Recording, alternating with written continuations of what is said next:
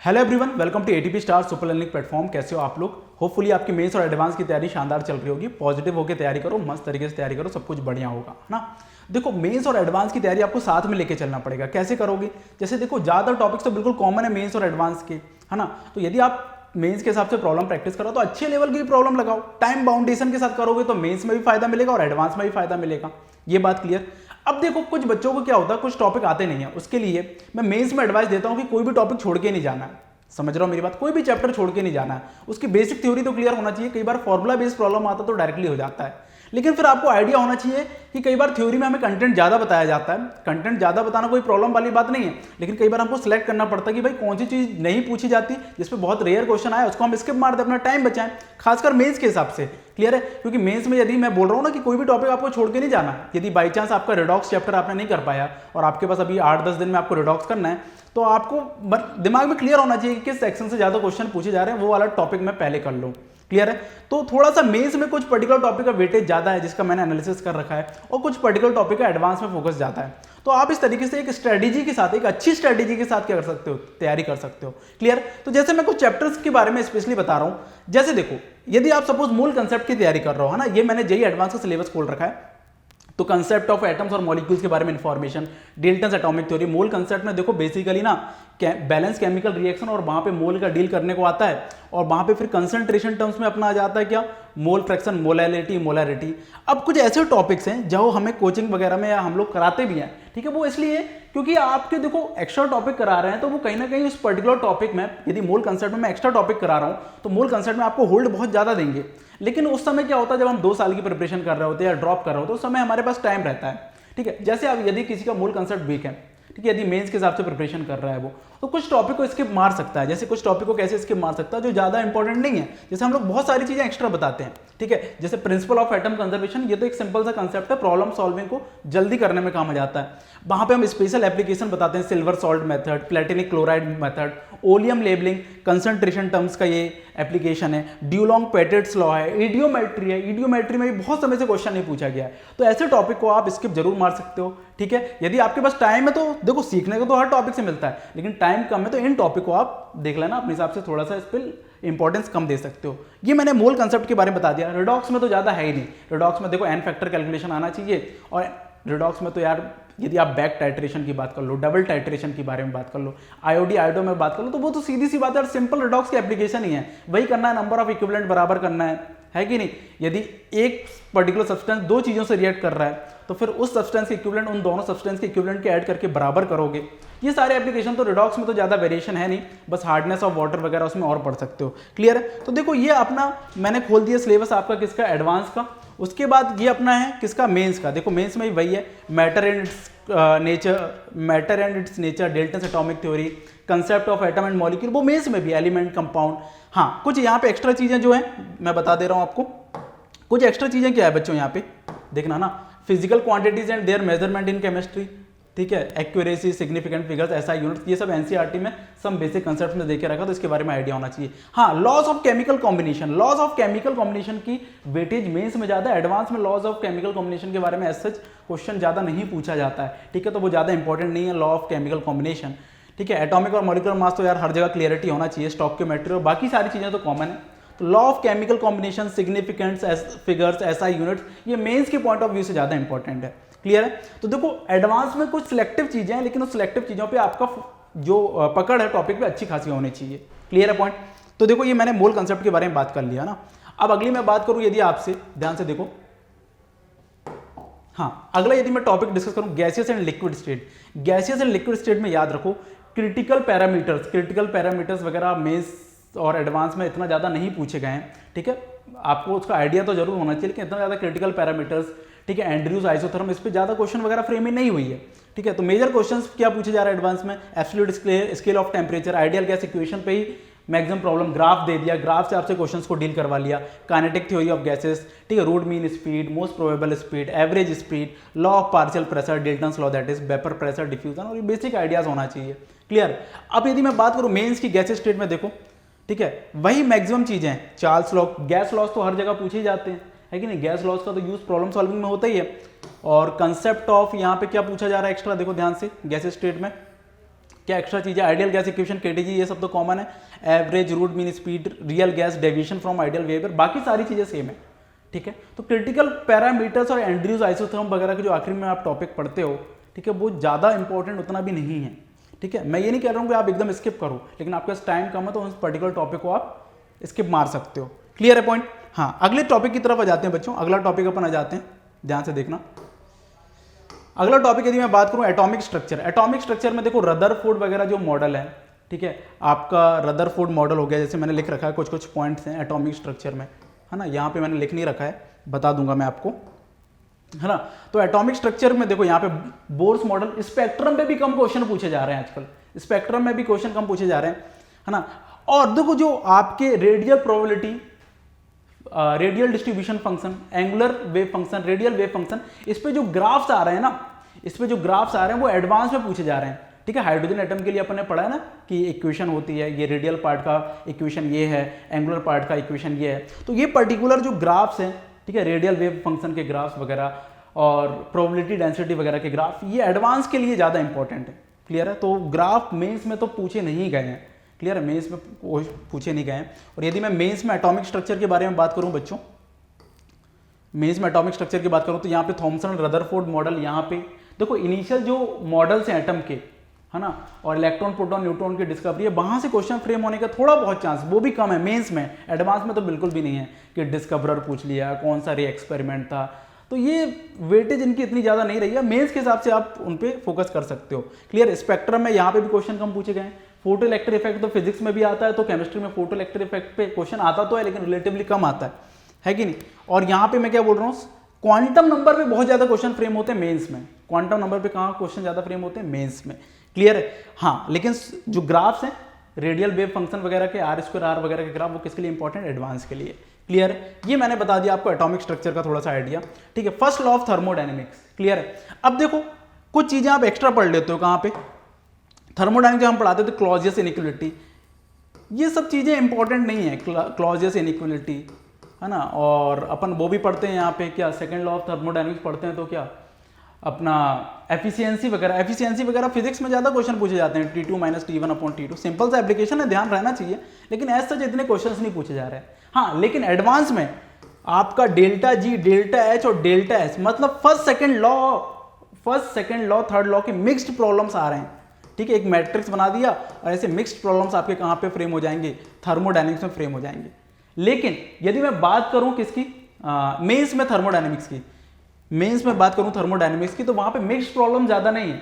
यदि आपका वो डेल्टा जी वाला रिलेशन पूछ रहा है ना, तो केवल दो ही रिलेशन पे वर्कआउट कर रहा है, delta G equal to delta H minus T delta S और delta G equal to minus R T L K. तो ये सारी चीजें वो डेल्टा जी वाले में तो इतना ही पूछा जा रहा है मेंस में, ठीक है। अच्छा क्वेश्चन फ्रेम कहां पे हो रहा है, डेल्टा जी पे, वो एडवांस में, जैसे D G equal to V D P minus S D T relation, ये एडवांस के लिए इंपॉर्टेंट ज्यादा है। क्लियर है? G versus pressure curve, G versus temperature curve, ये सारे कर्व कहाँ के लिए इंपॉर्टेंट है, एडवांस के लिए ज्यादा फोकस रहना चाहिए, ठीक है। हाँ, एडवांस में फर्स्ट लॉ में ग्राफिकल क्वेश्चन काफी पूछे जाते हैं, ठीक है। और मेंस में क्या हो रहा है, सिंपल क्वेश्चन पूछा जा रहा है ना। और सराउंडिंग पे कैलकुलेशन थर्मोडायनेमिक्स में मेंस के लिए इंपॉर्टेंट नहीं है। डेल्टा एस सराउंडिंग मेंस के लिए इंपॉर्टेंट नहीं है, डेल्टा सराउंडिंग मेंस के लिए इंपॉर्टेंट नहीं है। एडवांस में डेल्टा सराउंडिंग पे वर्कआउट करा सकता है। तो समझ में आ रहा है ना, सराउंडिंग की कैलकुलेशन एडवांस में, सराउंडिंग कैलकुलेशन जरूरी नहीं है मेंस में। डेल्टा जी का कौन सा रिलेशन ज्यादा इंपॉर्टेंट फोकस कर रहा है, वो delta G equal to delta H minus T delta H, delta G equal to minus R T L N K, या फिर डेल्टा जी निकालना तो Gibbs energy of product minus reactant, बस, और कुछ नहीं है। थर्मोकेमिस्ट्री से काफी क्वेश्चन पूछे जाते हैं। थर्मोकेमिस्ट्री में आप देखो, यहां पे देखो थर्मोकेमिस्ट्री में, है ना, मैं थर्मोडायनेमिक्स के बारे में आपको आइडिया दे रहा था। हाँ, कहां गया, तो देखो heat of reaction, fusion and vaporisation, है ना। रेजोनेंस एनर्जी पे इतने ज्यादा क्वेश्चन नहीं आ रहे थर्मोडायनेमिक्स में। डिफरेंट टाइप की एंथैल्पीज पढ़ते हो ना, रेजोनेंस एनर्जी भी पढ़ते हो, है ना। तो रेजोनेंस एनर्जी वगैरह पे क्वेश्चन मेंस और एडवांस दोनों में नहीं देखने को मिल रहे हैं इतने। तो यहाँ पे देख लो आप थर्मोडायनेमिक्स, है ना। कैलोरीमेट्री पे क्वेश्चन पूछा जाता है, कैलोरीमेट्री पे क्वेश्चन पूछा जाता है, कहाँ पे, केमिकल थर्मोडायनेमिक्स, है ना। देखो heat capacity, molar heat capacity, Hess's law of constant heat summation, enthalpy of bond dissociation, combustion, formation, atomisation, sublimation, phase transformation, hydration, ionisation and solution, ये डिफरेंट टाइप की एंथैल्पीज है। रेजोनेंस एनर्जी पर्टिकुलरली मेंस और advance दोनों में नहीं पूछी गई है। तो क्या यहाँ से हमारा आउटकम निकल रहा है, थर्मोडायनेमिक्स में mixed problem first second and third law के, और जी पे ज्यादा वर्कआउट कहाँ पे करवाता है, एडवांस में, जहाँ पे आपको कॉम्प्लिकेशंस वो क्रिएट कर सकता है। D G equal to V D P minus S D T, constant pressure होगा तो क्या होगा, कॉन्स्टेंट टेम्परेचर क्या होगा, ठीक है। तो ये सारे रिलेशन को मिक्सअप करवा लेता है वो, सराउंडिंग पे कैलकुलेशन करवा लेता है एडवांस में। लेकिन मेंस में सिंपल प्रॉब्लम आ रहा है। थर्मोकेमिस्ट्री तो बहुत ज़्यादा क्वेश्चन पूछे जा रहे हैं किसमें, इसमें मेंस में। क्लियर है पॉइंट। चलो अगले टॉपिक की तरफ मूव करते हैं अपन। क्लियर है। Chemical equilibrium. अब केमिकल इक्विलिब्रियम में देखो यहाँ पे आयनिक और आयनिक इक्विलिब्रियम भी क्या है, कंबाइंड है, ठीक है। कुछ इंपॉर्टेंट जो लीस्ट टॉपिक्स हैं, लीस्ट इंपॉर्टेंट टॉपिक्स जैसे बफर कैपेसिटी हो गया, है ना। अब टाइट्रेशन वाले जो कर्व है वो एडवांस के लिए इंपॉर्टेंट है। टाइट्रेशन कर्व पढ़ते हो ना अपन, कौन सा इंडिकेटर सुटेबल रहेगा वो किसके लिए इंपॉर्टेंट है, एडवांस के लिए, ठीक है। इंडिकेटर के बारे में मेंस के लिए आइडिया होना चाहिए कि कलर चेंज ये पर्टिकुलर इंडिकेटर किस पीएच रेंज में करता है, लेकिन किस टाइट्रेशन के लिए सुटेबल रहेगा वो किसके लिए इंपॉर्टेंट है आपका, वो किसके लिए इंपॉर्टेंट है, एडवांस के लिए। क्लियर। बफर कैपेसिटी वगैरह आप पढ़ते हो, ठीक है। पॉलीप्रोटिक एसिड हो गया, polyprotic acid with N factor 3, ये सब एडवांस के लिए ज़्यादा यूजफुल है। क्लियर है पॉइंट, समझ में आ रहा। तो ज़्यादा बाकी डिफरेंस नहीं है मेंस और एडवांस में, बस यहाँ पे प्रॉब्लम सॉल्विंग का जो लेवल है काफ़ी अच्छा हो जाता है, ठीक है। बफर पे क्वेश्चन फ्रेम हो जाता है। क्लियर। एसिड बेस की रिएक्शन और ये बफर बन रहा है कि नहीं बन रहा है, ये सारी चीज़ें एडवांस के लिए काफ़ी फोकस। और मेंस में तो बिल्कुल सिंपल क्वेश्चन आ रहा है, वीक एसिड वीक बेस पे कैलकुलेशन। केएसपी पे बहुत क्वेश्चन पूछा जाता है मेंस में, सॉल्युबिलिटी प्रोडक्ट में। समझ रहा हूँ मेरी बात, क्लियर है। इलेक्ट्रोकेमिस्ट्री में देखो, इलेक्ट्रोकेमिस्ट्री में तो मेंस में मैं बता रहा हूँ, मेंस में क्या दो चीज़ें ज़्यादा, फैराडेज लॉ की एप्लीकेशन पे वर्कआउट करवाता है या फिर ई सेल और ई नॉट सेल की कैलकुलेशन, यही इंपॉर्टेंट है, ठीक है। डिफरेंट टाइप्स ऑफ सेल्स, ठीक है, आपका लेड स्टोरेज बैटरी, ये सारी चीज़ें तो दोनों के लिए इंपॉर्टेंट है। क्लियर है। तो देखो यहाँ पे एडवांस के लिए electrochemical cell, standard electrode protein cell, यहाँ पे वही नस्ट इक्वेशन, डेल्टा जी के साथ relation, electrochemical series, Faraday's law, सारी चीज़ें मतलब ऑलमोस्ट इलेक्ट्रोकेमिस्ट्री में क्या है, कॉमन है ना। इलेक्ट्रोकेमिस्ट्री में देखो सारी चीज़ें वही है, electrolytic and galvanic cell, different type of electrodes, electrode potential, EMF of a galvanic cell. Clear है। ड्राई सेल, लेड एक्यूमुलेटर, ये जो पर्टिकुलर थ्योरी वाला पार्ट होता है ना, ड्राई सेल, आपका एक्यूमुलेटर, फ्यूल सेल्स, ये मेंस के हिसाब से ज़्यादा इंपॉर्टेंट हो जाते हैं, लेड स्टोरेज बैटरी वगैरह। हाँ, लेकिन लेड स्टोरेज बैटरी के बेसिस पर जो रिएक्शन है वो आपके एडवांस पे उससे क्वेश्चन फ्रेम कर सकता है। तो एक डिफरेंस समझ में आ रहा है ना, एडवांस कम टॉपिक को चूज कर रहा है लेकिन वहाँ पे क्वेश्चन का लेवल, दायरा बढ़ा दे रहा है। क्लियर है। तो इसलिए कुछ चीज़ें अपन, जैसे मैं बता रहा था, मोल में बता रहा, ज़्यादा इसलिए पढ़ते क्योंकि वहाँ पे हमारे एडवांस लेवल प्रॉब्लम सॉल्विंग पे ज़्यादा पकड़ आती है, किसी अच्छे और टॉपिक को उठा लो तो। क्लियर है।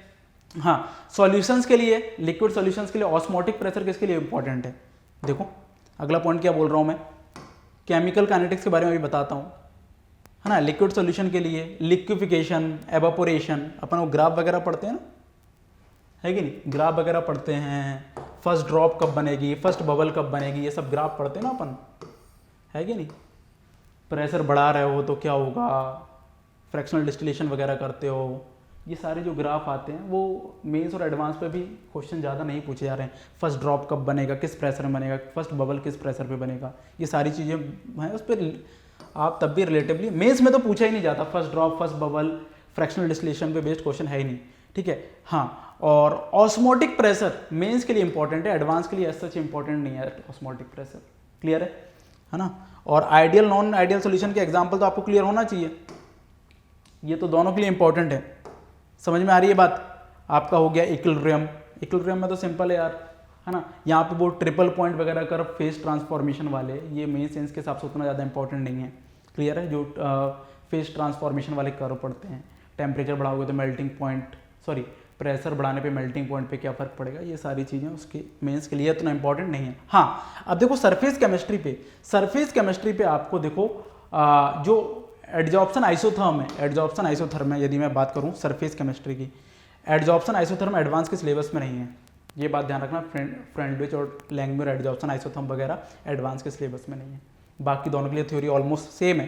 क्लियर। रेडियो एक्टिविटी आपकी एडवांस के लिए पूछी जाती है, इसलिए केमिकल काइनेटिक्स में ध्यान रखना, केमिकल काइनेटिक्स में बच्चों order of reaction, rate constant, है ना। रेडियो एक्टिविटी मेंस के लिए इंपॉर्टेंट नहीं है, एडवांस के लिए इंपॉर्टेंट है रेडियो एक्टिविटी।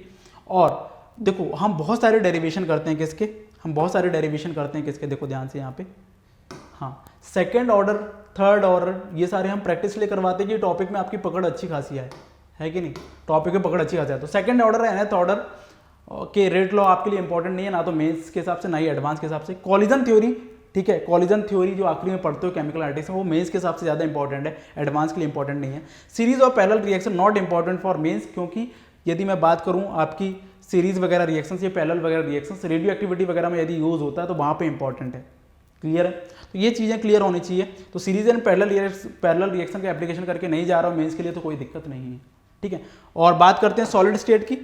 तो सॉलिड स्टेट में बच्चों देखो, सॉलिड स्टेट में ध्यान से देखना, कुछ ऐसे टॉपिक्स हैं जो मेंस के लिए ज़्यादा इंपॉर्टेंट है, जैसे ब्रैग्स इक्वेशन हो गया, classification of solids, ionic solid, covalent solid, है कि नहीं, molecular solid, electrical and magnetic property, ये मेंस के लिए ज़्यादा इंपॉर्टेंट टॉपिक है। रेडियस रेशियो रूल, आयनिक सॉलिड्स जैसे NaCl का स्ट्रक्चर, CHCl का स्ट्रक्चर, इस पर तो मेंस में क्वेश्चन पूछे ही नहीं जा रहे। यदि CHCl के बारे में पूछ भी रहा तो पहले ही बता दे रहा है कि भैया वो किस टाइप की लैटिस है, अब बताओ कैलकुलेशन करो। और बाकी चीज़ें तो कॉमन है, density calculation, packing fraction, coordination number, effective number of atoms, formula of compound, ठीक है, हेक्सागोनल, टेट्रागोनल क्लासिफिकेशन, इस टाइप का, ये दोनों के लिए इंपॉर्टेंट है। तो ये मैंने ओवरव्यू दे दिया बच्चों आपको ऑलमोस्ट सब टॉपिक का, तो एक बार आप गो थ्रू जरूर करना। ये मैंने आपके सामने एडवांस और मेंस का सिलेबस दोनों का खोल रखा है ना, ऑलमोस्ट अपने सारे टॉपिक का आइडिया आपको दे दिया है। क्लियर पॉइंट, केमिकल काइनेटिक्स हो गया, थर्मोडायनेमिक्स, रिडॉक्स एंड इलेक्ट्रोकेमिस्ट्री, आयनिक के बारे में बता दिया आपको। तो इस तरीके से आप थोड़ा सा प्लान करो कि कैसे आपको फोकस करना है। कुछ टॉपिक के बारे में मैंने आइडिया दे दिया। केमिकल काइनेटिक्स में आप फर्स्ट ऑर्डर तक ही एप्लीकेशन में प्रैक्टिस करो, ब्रैग्स इक्वेशन वगैरह मेंस के हिसाब से ज़्यादा इंपॉर्टेंट है। क्लियर है पॉइंट, तो बढ़िया से रिवीजन करो। कोई भी दिक्कत हो, कोई भी क्वेरीज आए आपको तो मेरा नंबर है, आप उस पर आप जरूर कंसल्ट कर सकते हो किसी भी तरीके की यदि आपको प्रॉब्लम लग रही है ना।